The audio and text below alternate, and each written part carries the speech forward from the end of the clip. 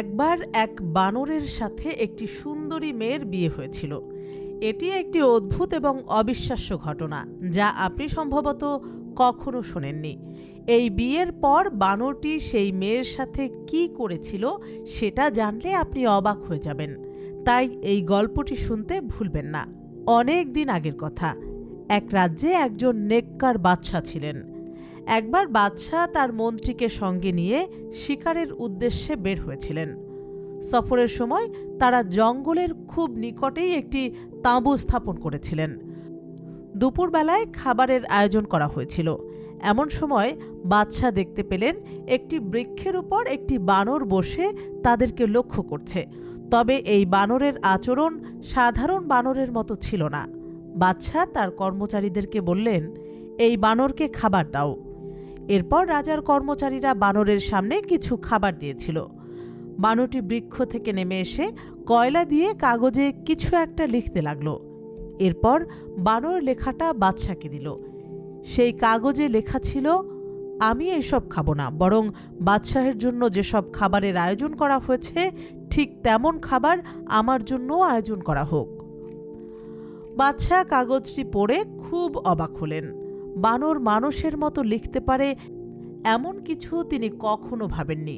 বাদশাহ তখন বানরের কথা মতো খাবার আয়োজন করার হুকুম দিলেন। তারপর বানরটি বৃক্ষ থেকে নেমে এসে খাবার গ্রহণ করল এবং আবার সেই বৃক্ষে চলে গেল।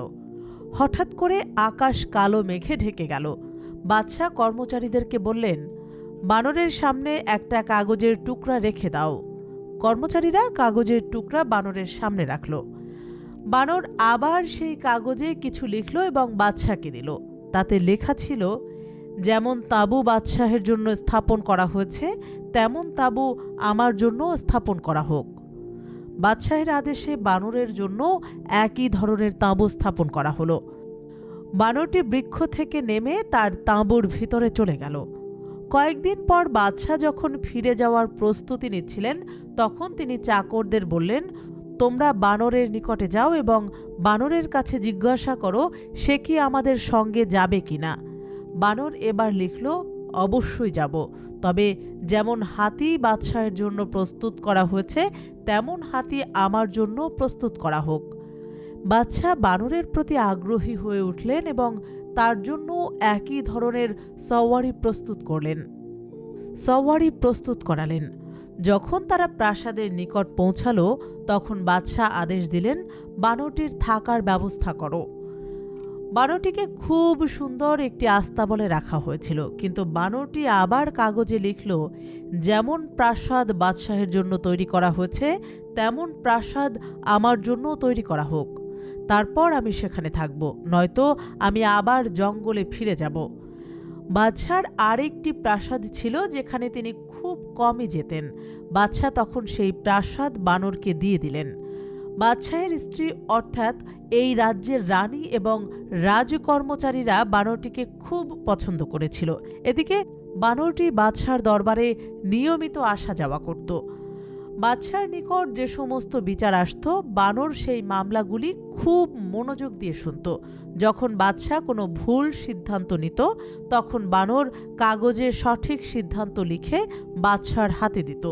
শুরুতে বাদশাহ খুব রেগে গিয়েছিলেন, কিন্তু পরে তিনি বুঝতে পেরেছিলেন যে এই বানরের কারণেই তিনি অনেক ভুল সিদ্ধান্ত নেওয়া থেকে বিরত রয়েছেন।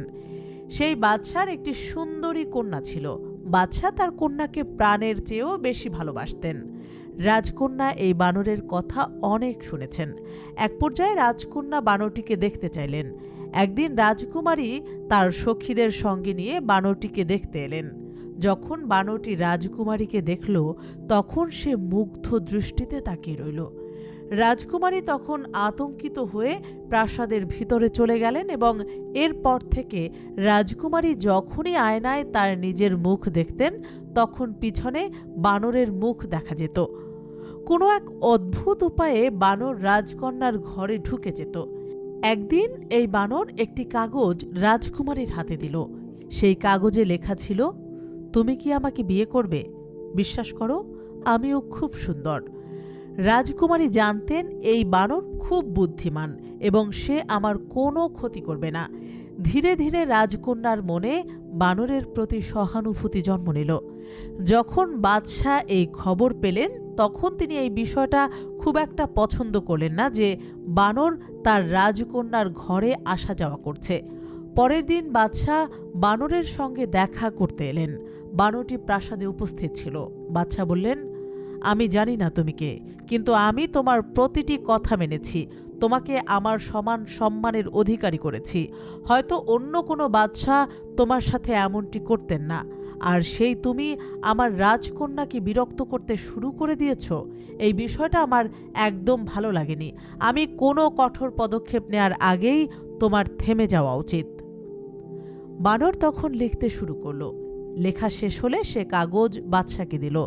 তাতে লেখা ছিল, আমি আপনার মেয়েকে বিয়ে করতে চাই এবং আমি আপনাকে আশ্বাস দিচ্ছি যে আমি আপনার মেয়েকে সব সময় আনন্দে রাখব। বাদশাহ বানরের এই কথায় প্রচণ্ড উত্তেজিত হয়ে উঠলেন এবং বানরকে হত্যা করতে চাইলেন। কিন্তু বাদশার উজির সাহেব বাদশাকে বললেন, জাহাপনা, এই বানর কোনো সাধারণ বানর নয়। এমনটা হতে পারে রাজকন্যার সাথে বিয়ে হলে রাজকন্যার ভাগ্য খুলে যাবে। আপনি বানরের কথা মেনে নিন। কিন্তু রাজ্যের রানী কোনোভাবেই সম্মতি দিচ্ছিলেন না। তিনি ভাবতেই পারছেন না তার এত সুন্দরী কন্যার বিয়ে হবে একটা বানরের সাথে। সব দিকে বিবেচনা করে বাদশাহ এই বিয়েতে সম্মতি দিলেন। বিবাহের দিন বাদশাহ রানীকে একটি ঘরে আটকে রাখলেন এবং রাজকন্যাকে সেই বানরের সাথেই বিয়ে দিলেন। বিয়ের পর রাজকন্যা বানরের প্রাসাদে চলে গেলেন। পরের দিন যখন রাজকন্যা রাজপ্রাসাদে ফিরে এলেন তখন তিনি খুবই খুশি ছিলেন। রানী তখন অবাক হয়ে গেলেন। তিনি বললেন, হে আমার কন্যা, তুমি এই বানরকে বিয়ে করে খুশি? রাজকন্যা বললেন, আমি খুব খুশি। আমার মতো সুখী নারী এই জগতে আর কেউ নাই। রাজকন্যা দিনে তার বাবার প্রাসাদে থাকতেন এবং রাতে বানরের প্রাসাদে চলে যেতেন। একদিন রাতে রানী ছদ্মবেশে দাসীর পোশাক পরে বানরের প্রাসাদে চলে গেলেন। রাজকন্যার ঘরের দরজা বন্ধ ছিল। রানী দরজার সামনে দাঁড়িয়ে তাদের কথাবার্তা শুনতে শুরু করলেন। ভেতর থেকে একজন পুরুষের কণ্ঠস্বর শোনা যাচ্ছিল। রানী দরজার একটা ছিদ্র দিয়ে ভিতরে তাকিয়ে দেখলেন যে রাজকন্যা খুব সুন্দর একজন যুবকের সাথে বসে আছেন। যুবকটির সঙ্গে রাজকন্যা খুব হাসি ঠাট্টা করে কথা বলছিল। এইসব দেখে রানী খুবই অবাক হয়ে গেলেন এবং ভাবলেন, তাহলে বানরের রূপ ধরে থাকা এই যুবকের সাথেই আমার কন্যার বিয়ে হয়েছে। এজন্যই আমার কন্যা এত খুশি। রানী এবার বানরের প্রাসাদ থেকে ফিরে যাওয়ার প্রস্তুতি নিচ্ছিলেন। তখন তিনি দেখলেন যে প্রাসাদের এক কোণাতে বানরের চামড়া পড়ে আছে। রানী ভাবলেন, তাহলে এই চামড়া পরিধান করে এই যুবক বানর সেজে ঘুরে বেড়ায়। যদি আমি এই চামড়া পুড়িয়ে দেই সে আর কখনো বানর হতে পারবে না। এটা ভেবে তিনি বানরের চামড়াটা নিয়ে তার প্রাসাদে চলে এলেন এবং সেই চামড়া পুড়িয়ে দিলেন। এদিকে রানী যখন চামড়াটি আগুনে ফেলে দিলেন তখন যুবকটি প্রচণ্ড যন্ত্রণা অনুভব করতে লাগলেন। প্রচণ্ড যন্ত্রণায় ছটফট করতে করতে যুবক অদৃশ্য হয়ে গেলেন। এই আকস্মিক ঘটনায় রাজকন্যা হতবিহ্বল হয়ে পড়লেন। কি করবেন ঠিক বুঝতে না পেরে তার বাবার প্রাসাদে ফিরে এলেন এবং দেখলেন যে তার মা বানরের চামড়া পুড়িয়ে দিয়েছেন। রাজকন্যা তখন তাড়াতাড়ি সেই আগুন নিভিয়ে দিলেন। রাজকন্যা বুঝতে পারলেন এই বিপদ তার মা ঘটিয়েছে। রাজকন্যা কাঁদতে কাঁদতে বললেন, আপনি এটা কি করলেন? আপনার সঙ্গে আমার কি কোনো শত্রুতা ছিল? রাজকন্যার কথায় রানীও অবাক হলেন। এরপর রাজকন্যা সব খুলে বললেন। রানী বললেন, আমি তো ভেবেছিলাম যদি সে বানরের চামড়াটা পুড়িয়ে দেই তাহলে সে আর বানরের রূপ ধারণ করবে না, মানুষের বেশে আমার কন্যার জামাই হয়ে থাকবে। রাজকন্যা বললেন, আমি তো এইভাবেই খুশি ছিলাম। আপনি আমার ভালো করতে গিয়ে আমার ক্ষতি করে ফেললেন। রানী রাজকন্যার সমস্ত কথা শুনে চিন্তিত হয়ে পড়লেন। যখন বাদশাহ এই ঘটনার কথা শুনলেন তখন সৈন্যদের হুকুম দিলেন তার কন্যার জামাইকে খুঁজে বের করতে। সৈন্যরা সারা রাজ্য জুড়ে খোঁজাখুঁজি করেও বানরের কোনো সন্ধান করতে সক্ষম হল না। রাজকন্যা তার রাজকুমারকে খুঁজতে বেরিয়ে পড়লেন এবং পথে পথে ঘুরে বেড়াতে শুরু করলেন। পথ চলতে চলতে রাজকন্যার পায়ে ফোস্কা পড়ে গেল। এক রাতে রাজকুমারী জঙ্গলে একটি বৃক্ষের নিচে আশ্রয় নিলেন। সেই বৃক্ষের উপরে পাখির একটি বাসা ছিল। সেই বাসায় দুইটি পাখি নিজেদের মধ্যে কথা বলছিল। রাজকুমারী তাদের কথা শুনতে পাচ্ছিলেন। স্ত্রী পাখিটি তার সঙ্গীকে বলল, কি হয়েছে, তুমি এত চিন্তিত কেন? পুরুষ পাখিটি বলল, আমাদের রাজকুমার এখান থেকে উত্তর দিকের রাজ্যে রয়েছেন। আমি তার জন্য খুব চিন্তিত। তার শরীরে বড় বড় ফোস্কা পড়েছে। সে ঘুমাতেও পারছে না। রাজ্যের সমস্ত ডাক্তার কবিরাজ তার চিকিৎসা করতে করতে হাল ছেড়ে দিয়েছে। তখন স্ত্রী পাখিটি জিজ্ঞাসা করল, রাজকুমারের এমন অবস্থা কিভাবে হলো? পুরুষ পাখিটি বলল, একজন জালিম রাজকুমারের চামড়া পুড়িয়ে দিয়েছে। স্ত্রী পাখিটি বলল, আমাদের রাজকুমার কি আর সুস্থ হবে না? পুরুষ পাখিটি বলল, অবশ্যই হবে, যদি কেউ আমাদের বিষ্ঠা সংগ্রহ করে এবং সেগুলোকে চন্দনের সাথে মিশিয়ে 40 দিন যাবৎ প্রতিদিন সকালে এবং সন্ধ্যায় রাজকুমারের শরীরে মালিশ করে, তবে আমাদের রাজকুমারের সমস্ত ক্ষত সেরে যাবে। রাজকন্যা বুঝতে পারলেন এই পাখি দুটি তার রাজকুমারকে নিয়েই কথা বলছে। রাজকন্যা তাদের সমস্ত বিষ্ঠা সংগ্রহ করলেন এবং একজন কবিরাজের ছদ্মবেশে উত্তরের রাজ্যের দিকে রওনা হলেন। কিছুটা দূরে যাওয়ার পর রাজকন্যা একটি শহর দেখতে পেলেন। শহরটি খুব সুন্দর ছিল, কিন্তু সেখানে সবকিছুই বিষণ্ণ হয়েছিল। সেখানকার মানুষেরা খুবই চিন্তিত ছিল। রাজকন্যা যাকে রাজকুমারের কথা জিজ্ঞাসা করতেন, সবাই বলতো রাজকুমারের অবস্থা খুব খারাপ। রাজকন্যা বাজার থেকে চন্দন এবং অন্যান্য ঔষধ কিনলেন এবং প্রয়োজনীয় জিনিসপত্র নিয়ে রাজকন্যা রাজপ্রাসাদে পৌঁছে গেলেন। তিনি প্রহরীকে বললেন, তোমাদের বাদশাকে এই সংবাদ দেবে যে হিমালয়ের পাহাড় থেকে একজন চিকিৎসক এসেছেন, তিনি রাজকুমারের চিকিৎসা করবেন। প্রহরী দৌড়ে বাদশাহের নিকটে গেল। এই সংবাদ পেয়ে বাদশাহ বললেন, তাকে সসম্মানে মহলে নিয়ে এসো। বাদশাহ রাজকন্যাকে দেখে অবাক হয়ে গেলেন। তিনি ভাবলেন, এ তো একজন নারী। এই নারী কিভাবে রাজকুমারের চিকিৎসা করবে, যেখানে বড় বড় চিকিৎসকরা ব্যর্থ হয়েছে? তবুও বাদশাহ বললেন, আপনি কি পারবেন? অনেক বড় বড় চিকিৎসক ব্যর্থ হয়েছে। রাজকন্যা বললেন, যদি 40 দিন পর রাজকুমার সুস্থ না হয়, তাহলে মৃত্যুদণ্ডই হবে আমার উপযুক্ত পুরস্কার। রাজকন্যার এই কথা শুনে বাদশাহ খুশি হয়ে সম্মতি দিলেন এবং রাজকন্যা বললেন, আমি আজ থেকে রাজকুমারের ঘরেই থাকব, যাতে আমি দিনরাত তার সেবা করতে পারি। বাদশার আদেশে রাজকন্যাকে রাজকুমারের কক্ষে পৌঁছে দেওয়া হলো। রাজকন্যা চিকিৎসা শুরু করে দিলেন এবং 1 মাসের মধ্যে রাজকুমার সম্পূর্ণ সুস্থ হয়ে গেলেন। যদিও কিছুটা ক্ষত অবশিষ্ট ছিল, রাজকন্যা তেমনি দিন রাত সেবা করতে থাকলেন। অন্যদিকে বাদশাহ তাকে একটি বড় পুরস্কার দেওয়ার প্রস্তুতি নিচ্ছিলেন। রাজকুমার ছদ্মবেশের কারণে রাজকন্যাকে চিনতে পারেনি। রাজকুমার সেই ছদ্মবেশী কবিরাজের প্রতি কৃতজ্ঞ ছিলেন। এদিকে 40তম দিন পূর্ণ হবার পর রাজকন্যা রাজকুমারের শরীরে সেই মলম লাগিয়ে সেখান থেকে চলে গেলেন এবং তার প্রাসাদে ফিরে এলেন। রাজকন্যা চলে আসার পূর্বে রাজকুমারের নিকট থেকে তার হাতের আংটিটা চেয়েছিলেন এবং রাজকুমার সেই আংটি খুশি মনে দান করেছিলেন। রাজকুমারের সেই আংটি নিয়ে রাজকন্যা তার বাবার প্রাসাদে ফিরে এলেন। এদিকে রাজকুমার জানতেন না যে ছদ্মবেশী কবিরাজ চলে গেছেন। প্রাসাদে রাজকুমারের সুস্থতার কারণে উৎসবের প্রস্তুতি খুব জোরে সোরে চলছিল, কিন্তু কবিরাজের কোনো খোঁজ পাওয়া যাচ্ছিল না। রাজকুমার খুব চিন্তিত ছিলেন এবং বাদশাও অবাক হয়েছিলেন। তিনি ভাবতে লাগলেন, কবিরাজ কেন তার পারিশ্রমিক গ্রহণ না করেই ফিরে গেলেন। রাজকুমার যখন পুরোপুরি সুস্থ হয়ে গেলেন, তখন তার স্ত্রী রাজকন্যার কথা মনে পড়ল। একদিন তিনি তার পিতার নিকট থেকে অনুমতি নিয়ে বেরিয়ে পড়লেন এবং সোজা তার শ্বশুরবাড়ি চলে গেলেন। তিনি রাজকীয় পোশাক পরেছিলেন এবং তার সঙ্গে একটি রাজকীয় বাহিনীও ছিল। বাদশার কর্মচারীরা রাজকুমারকে খুব সম্মানের সাথে বাদশার মেহমানখানায় নিয়ে গেল এবং বাদশাকে সংবাদ দিল। এদিকে বাদশাহ তার কন্যার দুঃখে ভারাক্রান্ত হয়েছিলেন। রাজকুমার খুবই আদবের সাথে বাদশাকে সালাম দিলেন। বাদশাহ বললেন, আপনি কে? আপনি কোন রাজ্যের রাজকুমার?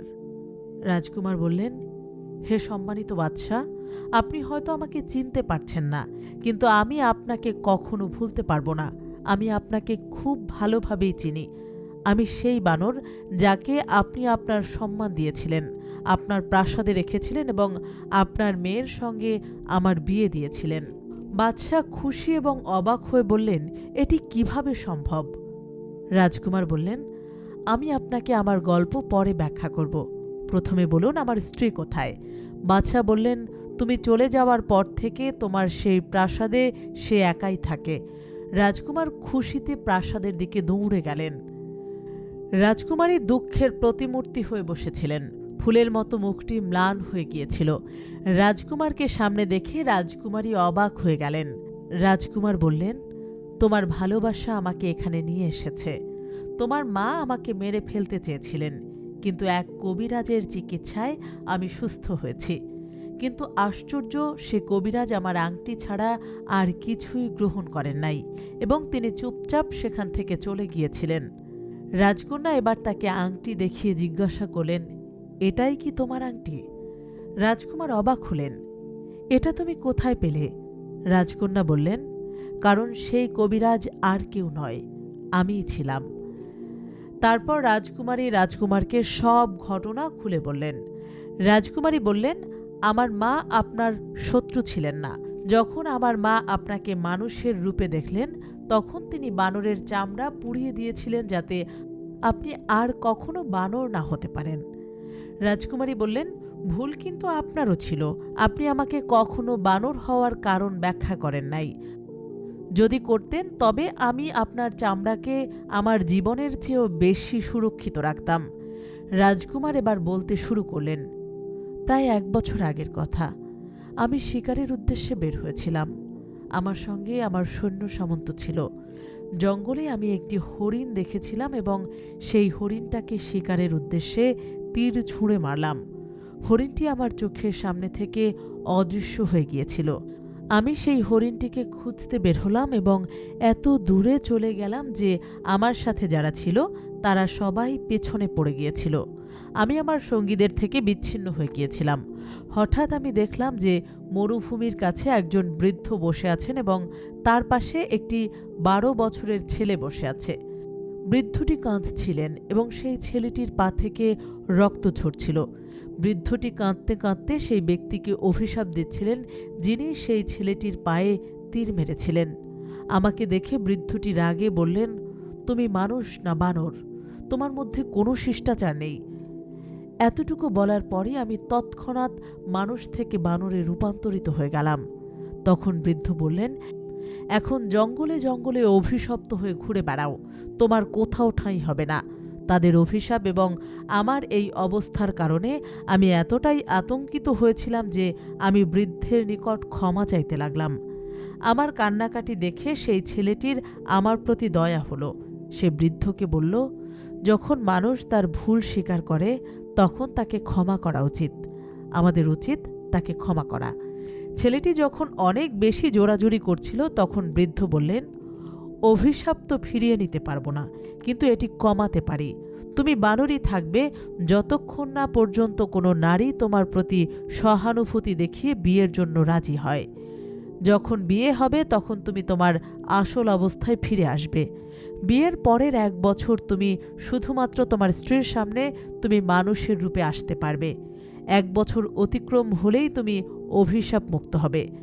এরপর আমি সেখান থেকে চলে এলাম। আমি আমার প্রাসাদেও ফিরে যেতে পারছিলাম না এবং আমার আর কোনো আশ্রয়ও ছিল না। 6 মাস যাবৎ আমি জঙ্গলে এভাবেই ঘুরে বেড়াচ্ছিলাম। তারপর আমার তোমার পিতার সাথে জঙ্গলে দেখা হয়েছিল। তিনি আমাকে সেখান থেকে প্রাসাদে নিয়ে এলেন। তারপর তোমার পিতা তোমার সাথে আমার বিয়ে করিয়ে দিলেন এবং পরের সমস্ত ঘটনা তুমি ভালোভাবেই অবগত রয়েছ। রাজকুমারের এইসব কথা রাজ্যের রানী এবং বাদশাহ আড়াল থেকে শুনলেন।